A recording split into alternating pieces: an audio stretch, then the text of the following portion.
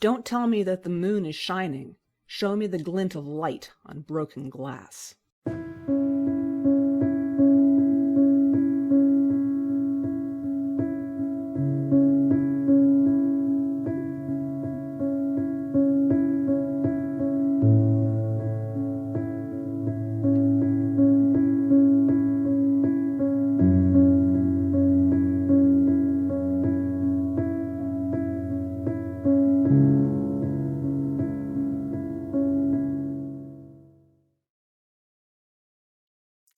Hello, and welcome to Shining Moon, a Speculative Fiction Podcast, Episode 9. I'm your host, Deborah L. Davitt. Today we'll continue our series by asking questions about the genres of dark fantasy and dark science fiction, and where to draw the line between them and horror. My guests this week are P.A. Cornell and Alicia Hilton. Let's start with some introductions.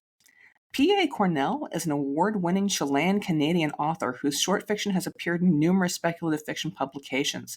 In 2022, she published her sci-fi novella Lost Cargo. When not writing, Cornell can be found assembling intricate Lego builds while drinking ridiculous quantities of tea. For more on the author and her work, visit pacornell.com. Hello, Patty. Welcome to Shining Moon. Hi, Deborah. Glad to be here. Glad to have you on. Hi, Alicia. Alicia Hilton, is an author, editor, arbitrator, professor, and former FBI special agent. Her work has appeared or is forthcoming in Creepy Podcast, Lovecraftiana, Neon, Vestarian, Year's Best Hardcore Horror Volumes 4, 5, and 6, and elsewhere. Her website is aliciahilton.com. Follow her on Twitter at AliciaHilton01 and Facebook at AliciaHilton.161. Hello, Alicia. Welcome. Thank you. Hello. All right. We're going to dive right into things. Do either of you know a little bit about the history of horror? Where do you believe that it began? Gosh, well, some people think it began with Frankenstein, but, that's a good question, as where did it begin? That would be my answer, too, even though that's also where science fiction starts, right? So. Yes. Yeah, well, I would have arguments about both of those things. A lot of people say that the Horace Walpole's seminal and controversial 1764 novel, The Castle of Otranto, is considered the first horror novel. But I would say that when I was doing some digging, I found that there were werewolf stories in verse that go back to the 1200s, like Bisclavret, which is one of the 12 lies of Mary de France, which I now totally have to read, and that's now on my birthday list of things I need to get and read because I want to dig more into the history of this. So there is an argument to be made on those things, but where do you personally draw the line between what's merely dark and true horror? And that's a much more subjective question. And I'll start with Patty. For me, well, I think true horror is kind of at least trying to be scary. Whereas just dark fiction can have kind of a darker mood, maybe darker themes, but isn't necessarily scary or, including tropes like, monsters, things like that. It can have that, but it doesn't necessarily have to have that. All right, Alicia, where do you draw the line between horror and merely the dark? Well, when you think about drawing lines, I'm one of those people that doesn't like to put things in a box. And I know that a lot of things are a matter of perspective. But when you think about types of horror, one of the types is realistic horror. And that's when we're in our own, natural world, but something is off. And that could be really just a matter of perspective from a character, that they see things that, for instance, that aren't even really there. And is that literary fiction? Is that horror? What is it? So I think that drawing the line between horror and what is just sort of dark is kind of tough to do. And a lot of it depends on marketing. So If you're an author and you have a story and you're trying to place it, you could be sending it to some place that only takes horror. You could be sending it to a literary journal. You could be sending it to a place that, that publishes crime fiction and mysteries if you have horror that's, of that variety. So I think that labels don't serve us very well a lot of the times when it comes to writing. When I had a story recently that I wanted to make darker and I wanted to make more horror, I had a friend named Sheila Massey take a look at it, and her definition was sort of eye-opening for me. She said that for her, the difference was something in the world is terrible, but that's necessarily dark fantasy. But for her, something terrible is in the world, and it's coming from me directly was where she put horror, and it's coming from me right now. That's that immediacy. And I said, okay, that's not a bad way of categorizing it. But again, as you say, it's a spectrum, and there's a lot of different subcategories and subgenres of horror. Yeah. Patty, you write in a variety of different subgenres. Which ones do you like to write in, particularly that are dark or horrific? Wow, that's a tough question because I love them all. I love dark. Sometimes I don't even feel like I'm writing dark things, and then someone will read it and be like, "Whoa, this is really dark." And I'm like, is it, or is it? Maybe I'm messed up. I don't know. But yeah, I mean, I kind of like them all. Like, I like things that are just kind of moody and whatever, but I also like to go, real dark if I can. So. Mm-hmm. I mean, it really just depends on the story, but there's kind of, it's a real, there's no limit for me. I don't think there's anything I wouldn't write. Okay. Alicia, do you have the same sort of feelings, or do you have something here that's a little bit different? Well, when I think about my own writing, my favorite thing to do is essentially cross-genre or weird fiction, where I blend genres. I oftentimes will take horror and blend it with fantasy, science fiction, crime fiction, sometimes multiple genres all together are in the same stew pot. And in terms of like getting back to immediacy, I think that is an interesting perspective with horror, that the threat is immediate, or when you have quiet horror, maybe the threat isn't immediate, so that still could be horror. But when you're thinking about types of horror and what you want to write, most of my writing is pretty darn dark. Occasionally I write something that's horror combined with humor, or something that is actually sort of happier and lighter hearted. Like recently I had a poem that was meant to be sort of a happy poem, but the editor who's publishing it actually wanted to tweak the last line and added suggested I add a question mark. And that made the poem just really sinister. And I thought, wow, my happy poem has become very sinister now. But it was more interesting. So I liked the suggestion, and I took it. All right. Erin Datlow recently said on Twitter that the majority of stories in venues like The Dark and Nightmare aren't horror, but dark fantasy. That she turns to anthologies for her best horror of the year anthology each year. Do you agree or disagree that genre magazines like The Dark and Nightmare tend more towards dark fantasy? And I'm going to pick on PA Cornell for this, Patty. Maybe. I mean, I wouldn't disagree. You do see a lot of dark fantasy. There's not a ton that I would say, ooh, that's really spine-tinglingly frightening, full-on horror. But, I mean, they do publish some. Yeah. So, yeah. But, I mean, I don't know. Like, I think as for what's out there, what people are writing, it's, it's a spectrum, like you said. Like, it's, there's a bit of everything, so... Alicia, would you go with what Ellen Datlow said, or would you disagree with her? I think you disagree with the Grand Dame. So no, I would agree with what she's saying about the genre magazines. Those particular magazines, The Dark and Nightmare, oftentimes publishing dark fantasy. But keep in mind that you can combine dark fantasy with, for instance, body horror. I mean, and something that is like body horror, for instance, doesn't have to be like grotesque and like super gory or bloody. So I think that with some of the genre magazines, there definitely isn't very much extreme horror in there. Extreme horror is less popular, and that tends to be more in anthologies. And when I think about like my own writing, what is horror, what is dark fantasy? If I throw some demon characters in there, well, then that becomes to me dark fantasy, and you have secondary world elements or whatever. But you certainly can say, okay, is that also horror? Yes, it usually is. And which is which is the strongest, horror, dark fantasy. So that's somehow sometimes when I'm trying to categorize work, when I think, okay, what is the most powerful element in the story? What are the things that if I took them out, it would change the story fundamentally? And that sometimes determines to me how I would categorize something. All right.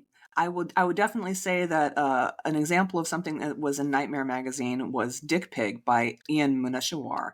And that one to me is definitely in the horror category. It changed how I look at horror. And it was up for the Nebula this past year, but I don't believe it won in its category, which I think is a shame. Not a great story. Yeah, it elicited fear and disgust in me at the same time, and so it hit all the buttons at once. So that was a great story, and I highly recommend anybody who wants to read something dark, go read that now. How do you personally go about writing horror? How do you get into that headspace? Patty, I'll start with you. I think in a way, I kind of equate it to being an actor when you're a writer. Like you really, for me at least, I really get in the headspace of if I was this character, what would I be thinking? What would I be noticing about this particular like setting that I'm in? Things like that. And just trying to involve all the senses, especially I feel like horror, you really need to involve them like in, very detailed ways to make it that much more scary. So even if you're not going for I want to frighten the reader, you still want just the horror of the situation, even if it's not again, that's the immediacy. Like, right, exactly. So yeah, that's pretty much what I do. So and Alicia, how do you get into the headspace for horror? Usually I start with character. That's what I do with most of my stories and my poems, that they need to be anchored in a character that you will get to know enough about so you really care about their fate. You don't want someone to be just like, quote, meat, because then the story doesn't matter. It's, just action and not focused on the true, because it's the true horror comes from the impact on the person or the, non-human being or the world and how they have changed, usually irrevocably. And so usually I'm starting with character. Do you find that you have to write a sympathetic character in horror? No. Sometimes my characters are twisted, deviant, anti-heroes, and sometimes even a monster. I mean, a monster, what is a monster too? It's like, it can be, again, a matter of perspective. So a creature or a person could be monstrous, but usually there is some feature, some facet of the personality or that thing that has a redeeming quality. So you also will care about the fate of the monster and maybe be, or the creature or the anti-hero, and feel bad when they're hurt or when they have to do something horrible that changes them and scars them because of their violent actions. Yeah, I would agree with that. I feel like one of the things I like about horror, or everything that's under the umbrella of horror, is that it frees you more than perhaps other genres do to have an unsympathetic main character. I mean, you could theoretically do that with anything, but in horror, it's almost like no one's going to really argue that, this is a horrible person. Okay, we accept it because it's a horror story. And that's one of the things I like about it, I think. A lot of the time I find when I'm watching horror in particular is that you find that the protagonist has to be culpable in some way, that they have to be guilty of something to sort of deserve the horror that's coming after them. Do you find the same? In film or just in general? In general. Does there have to be a culpability? I mean, I think it makes it easier for the reader maybe to accept that, because if this horrible thing is happening to this person, but it also depends on the kind of story, because I have one now that's I'm not going to talk too much about it because I think I'm saving it for another episode, but it's like it's a horror sci-fi where the horror of it is that this horrific thing is happening to a person that maybe doesn't deserve it. You know what I mean? So there's that kind of story too, that it's horrific because of that. Alicia, how about culpability? Culpability, I actually think it's more interesting when you have someone where you don't understand why they're targeted and what's happening, because unpredictability is horrifying in itself. And the sense of randomness is also horrifying. And then when you leave the reader a lot of room for their imagination, where, for instance, if you have a creature, you don't describe the creature, or you only describe like one strange thing about it, like its smell or the sound it makes, or, or what it feeds on or whatever. So you leave a lot open to imagination. And so that sense of peril is higher, and it also makes the reader think, geez, so I could end up being targeted and be punished and for doing nothing. That's horrifying. It's like you think, okay, if I'm a good person or if I do this right, bad things won't happen to me. But with horror, oftentimes it's the opposite. Interesting. Very interesting. All right, we're going to slide into talking about your individual stories now. I'm going to start with Patty. Hard Time appeared in Darkness Blooms in May of this year. It's a dark sci-fi piece about a man who's taken his son's place in a penal colony, a rap for a crime he didn't commit. The punishment is exponentially worse than the crime. Hard labor on a Venus-like planet for a handful of skimmed credits. Jean Valjean much? When the warden finds out that his son got into a security situation as an adult, he tries to get the father to force the son into embezzlement.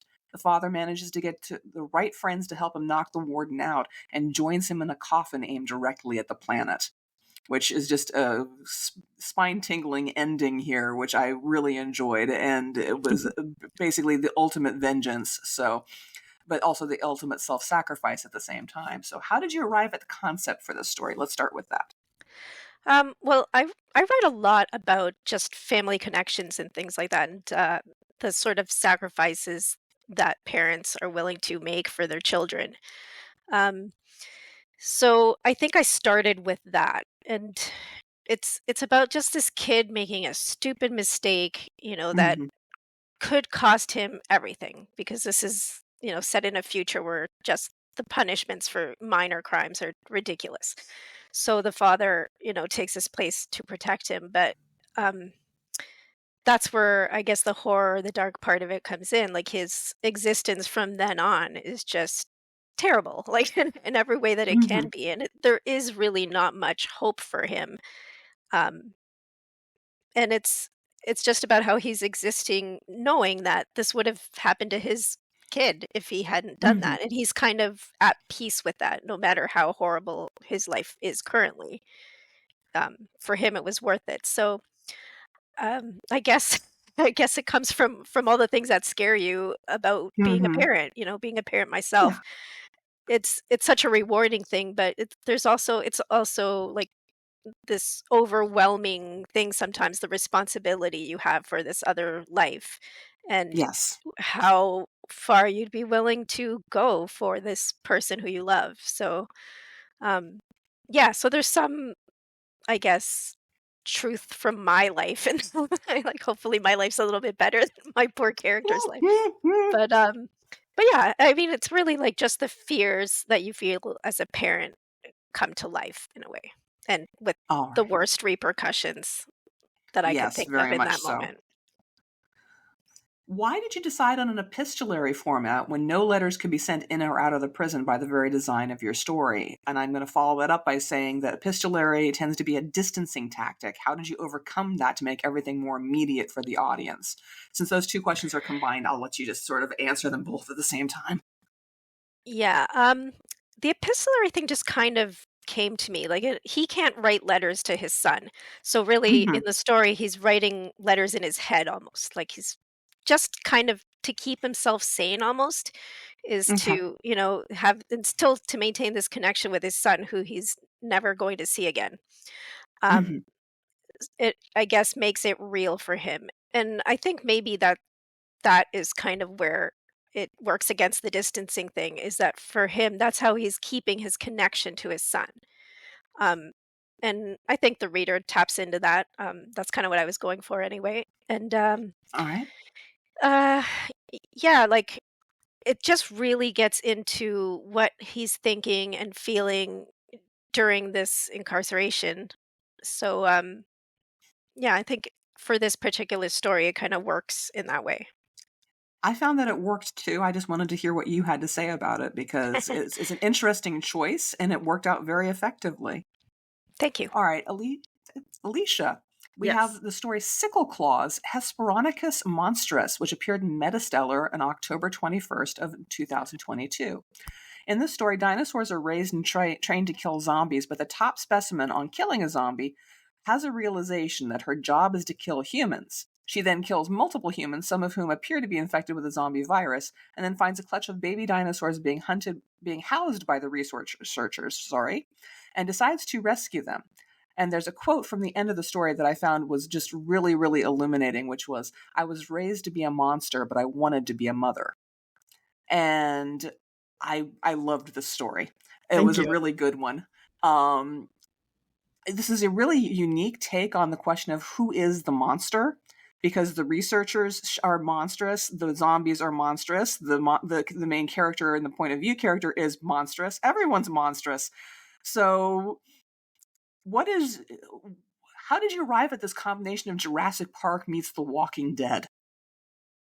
Well, I happen to love dinosaurs, and I'm fascinated with anything dinosaurs. And, I like the Jurassic Park series, and I wanted to write a story with a main character that was a dinosaur. And so that's what I started out with. And I did not want this to be set in the past. I wanted there to be human intervention. And then a recurring theme in many of my stories is, who's the monster? Is it a human? Is it a non-human being? Or if there are lots of kinds of monsters, what's the worst monster? And so with this, I wanted my dinosaur to be my point of view character. And of course, because she is a dinosaur, the baby's a dinosaur, she has very fierce capabilities with her sickle claws. And it's a matter of like the whole question of nature versus nurture are the humans making her more monstrous or less monstrous? And, how monstrous is what they do?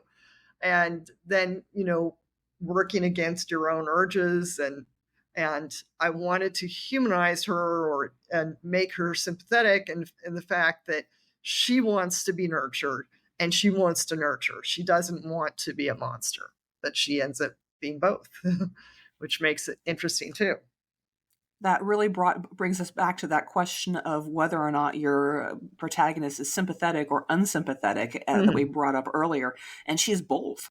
The story walks a really fine line on whether or not the character, our point of view character, is culpable or not culpable, and whether she's sympathetic or unsympathetic. And it's a really good story. And what did you want readers to take away from reading it? I wanted them to think about the concept of monstrousness and otherness, and how we judge things based upon what they look like and how they behave, and also nature versus nurture, and sort of the concept of family. Because to me, it is a monster story, but in a sense, it's also a story just about needing to be loved and needing to belong. And those are universal urges that people have. And so I wanted the reader to think about that, and what they would do if they were in the position of this dinosaur, this monster created in a lab. We're going to switch back to Patty with another story that it got into my skin and hit most of my horror buttons, so I had to stop and think about its structures so I could actually sleep the night that I read it. And that is When the Street Lights Go Off. It appeared in Mixtape 1986, which was published in March 2022. This one to me is the epitome of horror. It is a haunted house with no escape, just layers of perception and deception. It's actually structured, as far as I could tell, as a series of escalating jump scares once they're inside the house. And then there's layer after layer of perception and deception that has to be pulled back to escape, except for that there is no escape for our protagonist. a lot, like I said earlier, a lot of horror revolves around the idea of punishment for the culpable, usually an outsized punishment for the infraction. In this particular case, the two girls lied about where they'd be, but the protagonist actually has good intentions. She saves her friend from date rape. She tries to get them not to go in from the get-go. Is she culpable, or is she an innocent victim? That's a good question. That's a question for the reader. It's hard for me to answer that because the inspiration comes from an actual childhood experience where a friend and I lied to our parents about where we were going to be, and then we had nowhere to spend the night, so we had to spend the night in a really shady place. It was fortunately not a haunted house, but yeah. So I think the protagonist is just great. Did nothing wrong. But yeah, she's kind of a normal teenage girl, like just again making stupid mistakes like we all did and our kids will do and so on through the generations. She's not a bad person. She has her weaknesses, for sure. Her friends are also kind of like, are they good friends or are they not? That's kind of more questionable. So she's not hanging around the best of people maybe either. So in that sense, maybe she's culpable because she got herself into this stupid situation with people that she probably shouldn't be hanging out with. But again, she's a kid, so it's a you live, you learn situation, or in this case, I don't know, are you gonna live? Don't live. So yeah, but that story is really I grew up watching a lot of 80s horror movies, like, like Freddy Krueger and like all the, that sort of thing. And it's kind of very heavily inspired by that sort of thing, like with the, the teenage girl in a haunted house. It's like in this case, there's two last girls. And a cat. so yeah, that it is very very much inspired by that. Well, I definitely encourage people to check this one out if they can. It is a really, really good example of just pure horror. It's tropey, but in the best possible ways. All right, we're going to switch gears back over to Alicia again. We're going to talk about your story, My Heart Stopped Beating, But I'm Jonesing for a Fix, which appeared in Cemetery Gates in 2021. Dead sinners in hell join Satan for a party, all hoping for forgiveness, which is denied them, though there is always the hope for it, just out of reach, tantalizing, another form of torture. This one was probably horror, but it didn't really shock me, scare me, or disgust me. So it was much more of a think piece than an emotional or reactive piece. So what do you have to say about this one? It was interesting. Thank you. Yeah, it won the Cemetery Gates Flash Fiction Contest of that. Yeah. And so it actually started out as a poem. I write more poetry than I write fiction. I've been writing poetry since I was 12. So it started out as a poem. And then one thing, if you've read a lot of my fiction, you'll notice that sometimes I still have rhyming in my fiction because that's just the way my mind works. So when I was crafting it, I got really deep into the world building in terms of like weird descriptions. And then I also, anchored myself in one particular character. But for me, I was trying to do something kind of different, which it ended up being different. So I was trying to pick a vision of essentially hell that plays off of, issues that are really problematic in our world, like climate change. I have a melting glacier there. But those are not the kind of things you read in typical stories that feature, Satan, Lucifer, hell. Is, melting glaciers and dying polar bears, and stuff like that. So I was making a little bit of a statement because environment is something that's important to me. But at the same time, I wanted to focus on just the strangeness and how here you have these lost souls and some of them, rats eating intestines. It's pretty grotesque if you look at the descriptions, like decapitations, poisonings, all that. But at the same time, with all that grotesque description, I still am back to what's monstrous, what's humanity, and it is hopeful in a sense, even though it's disgusting and some of the things, like spiders, it's still hope never dies, So, and that's the tantalizing thing about hope. That's yeah. the thing that keeps these sinners going. Yes. They're hoping for release. They're hoping for redemption, and it's just out of reach. Yeah. But that is also a form of torture. If you think about it, if there was a, Satan, if Satan really existed and if they were messing with people, if you lost hope, it would be kind of like, well, I've just given up, and the torture wouldn't have the same impact.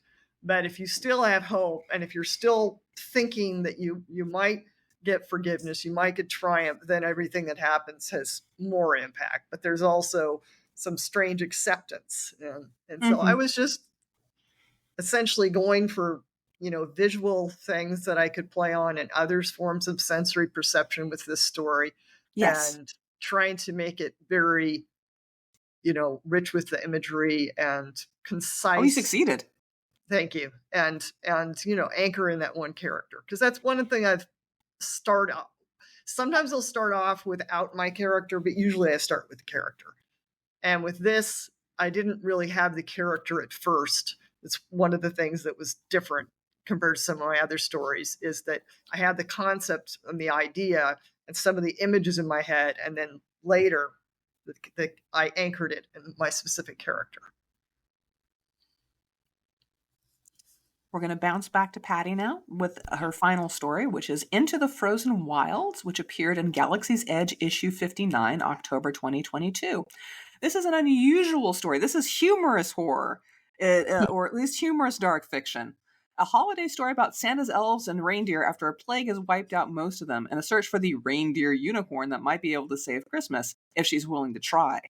There is a lot of stuff about grief and death in it, but it's also festooned with sugar plums and candy canes and an odd juxtaposition of tones.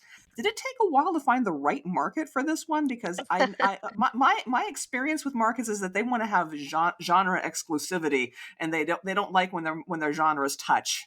Did it take you a while? It actually didn't take that long to sell this story. I couldn't tell you exactly how many times I submitted it, but it sold a lot faster than I thought it would be, because it's also a holiday story and it's fairly long. So it had a whole bunch of things going against it in terms of, ease of selling. But Galaxy's Edge picked it up fairly early on in the submission process. And I'm really glad they did. I should add that's also, it's been chosen to be in the year's best Canadian fantasy and science fiction. So I'm pretty proud of this story, but it's a very Congratulations. Thank you. It's a very me sort of story, in that I was like, I'd never written a holiday story before. And I said, well, this is me. I'm not just going to write, this is not your mom's Christmas story. So of course it had to have some darkness in it. And yes, there's horrible things that happen to cute little reindeer. So sorry, people, if that's not your thing, but it's totally my thing. So so it is, like you say, like a big blend of things, because of course it has the magical, fantastical Christmas elements to it, but it also has some lighter moments, and it has some dark descriptions of what this plague does, and some of the, just the way the whole thing has happened. Like the main character who's telling the story is kind of traumatized by what's happened. He's not in the best shape. He doesn't really believe at the beginning of the story that they can save Christmas. He's just kind of going through the motions for Santa's sake. So I kind of envisioned him as like this grizzled old veteran kind of thing, where he's seen some shit. So yeah. I don't have too many questions about it. I just enjoyed it. It was a fun read. And I'm going to bounce back over to Alicia with her final story, which is Black Hole, which appeared in Sci-File on March 24th of 2021. I have to admit, I read this one 3 times. And I'm going to have to ask you to summarize it, because I think that I may have completely misunderstood it. I want to see if I was right or not. Okay. Well, it's science fiction horror, or you could also say it's not Lovecraftian, but it's cosmic horror, and there's a sense of loss of self-control. And this is another piece where I wanted to make it, very concise, but very imagistic. And it also has twisted, really dark humor. So and it's also different in that I was using second person. Sometimes I do yes, you. That can be a really distancing thing. That was something I was going to ask you about.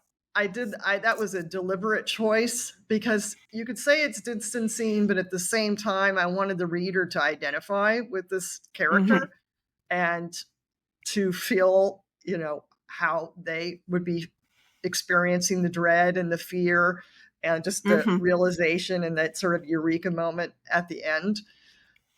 And once again, there's a little bit of, climate change ecology in there, because that's something that really is a hot button for me, literally. Understood. So I wanted the reader to be lured into this space station, that's and to experience the realization as to what the consequences of their past misdeeds are. Again, the person is culpable. Yes. In this case, much more so. Yes. But there is a sense of sympathy for them, because what they're about to face is out of proportion for whatever their crimes might have been. And my realization as a reader, which may or may not be correct, is that you're about to be turned into slop for the next person who comes along. That was my understanding of and how I read it, but I may be wrong.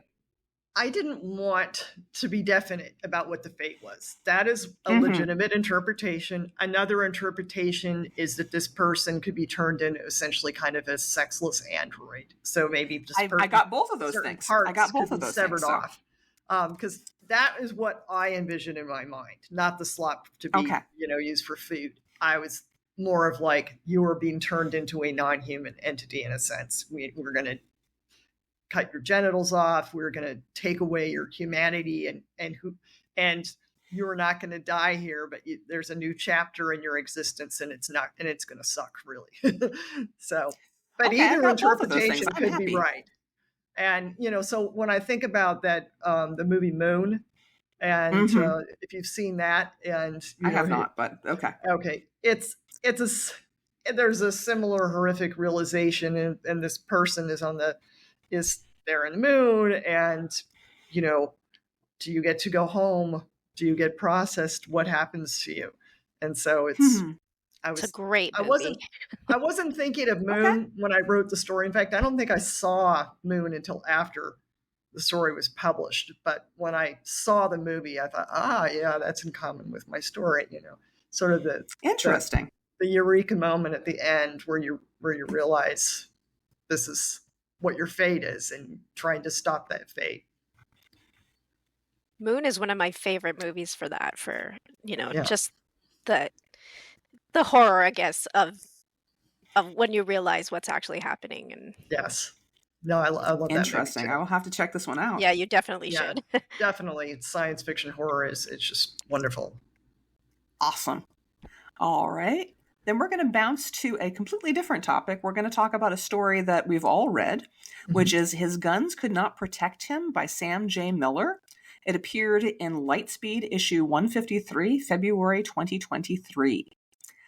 I thought this was a really good dark fantasy story about two sons, Winchester and Remington, of a man whose monster has come for him, and how Winchester, the older one, comes to realize that he doesn't have to be like his mom or his dad, and that the monster that he sees might not be the one that comes for him in the end. I read this as a coming-of-age story more than anything else, but it's dark. It's really dark, but it's really good. How did you guys wind up reading it? Did you wind up thinking it was dark fantasy, or did you think it was horror? Do you think it uses any horror tropes? Patty, let's start with I you. mean, to me, it was dark fantasy for sure. But yeah, it does. I mean, it has monsters in it, so that's a horror trope Yeah. right there.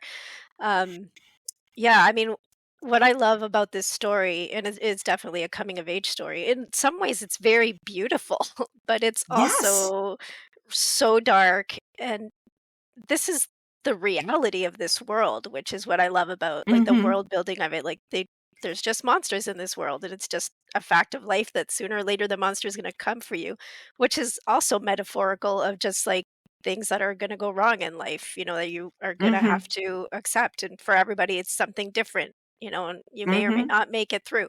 So just, I don't know. I just love this story. There's just so much that's great about it.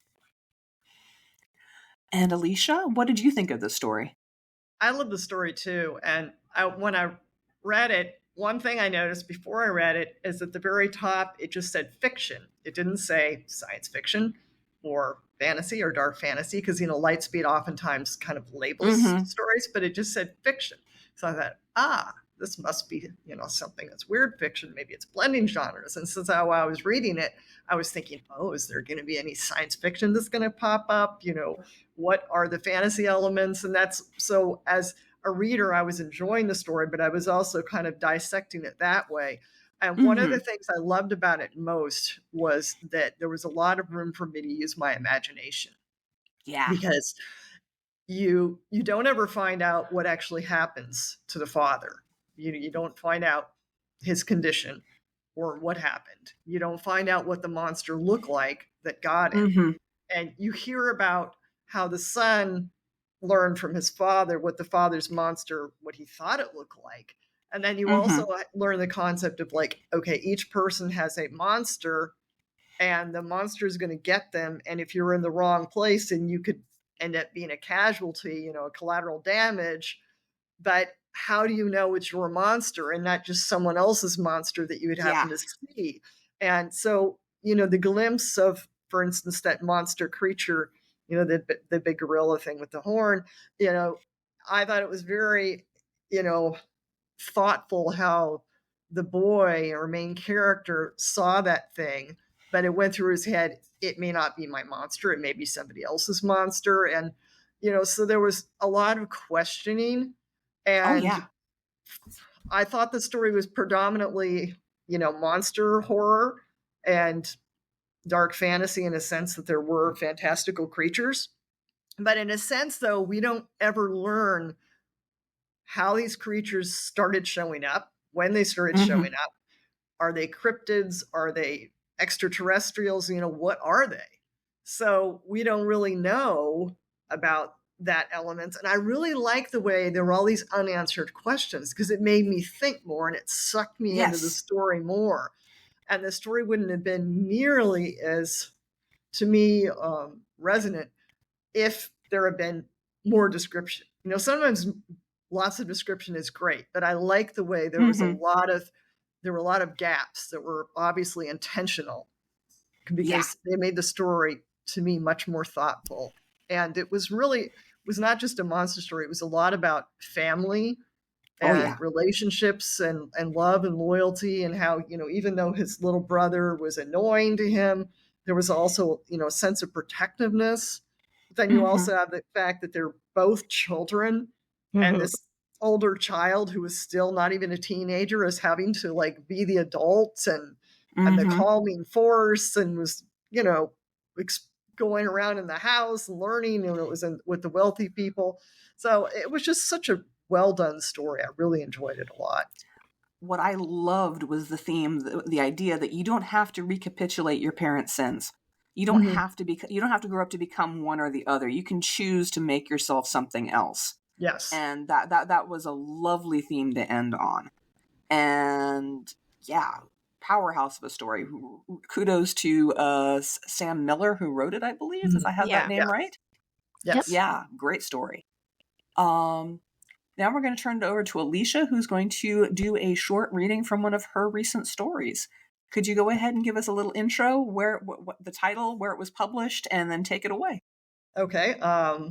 This is from Bestarian. It's Gunfire and Brimstone And this is one of the stories that I wrote that is a what is this story, where I was blending a lot of different genres. And it was published in Vesterian in 2020.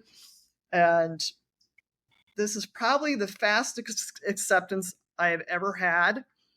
And it's not a short story. It's long. It's like 4,800 or something words. But I received an acceptance from Vesterian less than an hour after I submitted it. And when I got the acceptance email, wow, that's awesome. John said, John wasn't the only person who read it. It's like he had somebody else read it, and they both loved it so much they like wanted it. So I was nice. I was thrilled with that. But I bring a lot of my own experiences into my fiction. And so a long time ago, I was a stockbroker, financial consultant with Merrill Lynch. So finance is in this story. And so I used some of the things that I learned back from coworkers talking about. I had a friend who one time worked in a boiler room, a bucket shop. And so a little bit of my dialogue I borrowed from my friend's stories. So here is Gunfire and Brimstone. The greenish-yellow goo smelled like a rotting corpse dredged from a primordial swamp. I discarded the soiled diaper, wiped off Gordon's plump buttocks, and wrapped a fresh nappy around his stiff little weenie. He had the unblinking stare of a zombie. His little hands clenched and unclenched as they reached for my face. I gritted my teeth, fighting the urge to scream. My nose still hurt where he'd scratched it yesterday, leaving a crusty scab. Maybe I was being paranoid, but it didn't seem normal that a newborn could be so aggressive. It wasn't the first time I'd regretted having the drunken one-night stand. 24 days had passed since Gordon tore through my vajayjay, but it seemed like he was still attached to my body by his umbilical cord. I said, "Gordon's a good baby," and tickled his chubby little belly. He opened his mouth, exposing an incisor that poked from his lower gums. Was that a smile? I caressed his cheek. All of a sudden, he swiveled his head and bit my forearm. I shrieked and yanked my arm away. He hadn't broken the skin, but the single tooth had left a triangular, purplish pink bruise. My 9-pound, 5-ounce bundle of joy seemed to have as much affection for me as a maggot that wanted to burrow into a slab of meat. That's the first page. That's unusual for newborn. Yes. Yeah. I would want to read the rest of that. Yes. Yes. Well, the story gets much stranger. It's, I had a lot of fun writing this, where I combined, a little bit of finance with crime fiction and dark fantasy and various types of horror. And, I have scenes in the prison, lesbian sex scene, so it's all that in 4,000 words. How did you manage to get that all there? Just a little under 5,000 words. Yeah. Oh my God. All right. Do either of you have any recent projects you'd like to talk about? Anything new coming out soon, or that in the recent past that you'd like people to revisit? I'll start with Patty. What do I have coming out? It's tough to say because I can't talk about a lot of it. Yeah. But yeah, I do. I have a story coming out in fantasy pretty soon, like October, November. So that is like a science fiction fantasy sort of, not time travel thing, but I play with time with it. So it's takes place in a building that's outside of time, and it's called Once Upon a Time at the Oakmont. And I've been telling people this is my favorite story I've ever written. I don't know if readers will agree with me, but for me, it's my favorite because it incorporates a lot of things that I love in it. It's quite long. It might even be novelette length now that I'm thinking about it. But anyway, so that's probably the next thing coming out that I can talk about that's kind of exciting. Other than I already mentioned the year's best thing with Into the Frozen Wilds. And other than that, I am also celebrating the 1 year anniversary of my novella launch. So that's my sci-fi novella Last Cargo. Um, so that's it's going to be a year old on September 12th. So yeah, that's also got some dark elements in it. I feel like it's funny because I've been saying this is my science fiction novella, but it's actually really been well received by the horror community because That's nice. it has a monster in it and everything. So yeah, so I've heard a lot of like people like or reviewers that normally just read horror, have found some stuff they really like about it. So it's Oh, that's kind of fantastic. yeah, I love things that blend genres. I am of the opinion that why write one thing when you can write all of them? So totally. Yeah, I love all the genres. Why would I limit myself to one? exactly. Alicia, anything new or recently out that you want to talk about? Well, I write a lot, and so I have quite a few publications. I just had some more stories and poems published recently, and I need to update my website, add them on there, but I will do that. And AliciaHilton.com has all my recent work on it, except for a few things that just came out. But one of the biggest projects I've been working on this past year is Back to Omnipark. That is an anthology, which is a prequel to the 2020 publication Tales from Omnipark. It was an anthology that was on the preliminary ballot for a Bram Stoker Award. So this time, in that first anthology, I was just one of the authors. Now in this one, Back to Omnipark, I'm the co-editor along with Ben Thomas. And nice. I also have a story in the anthology called Chimera. So I'll be excited for people to read my story Chimera and very excited for them to read the rest of the anthology. It's just packed full of incredible stories. Some are straight horror, some are, blended genres.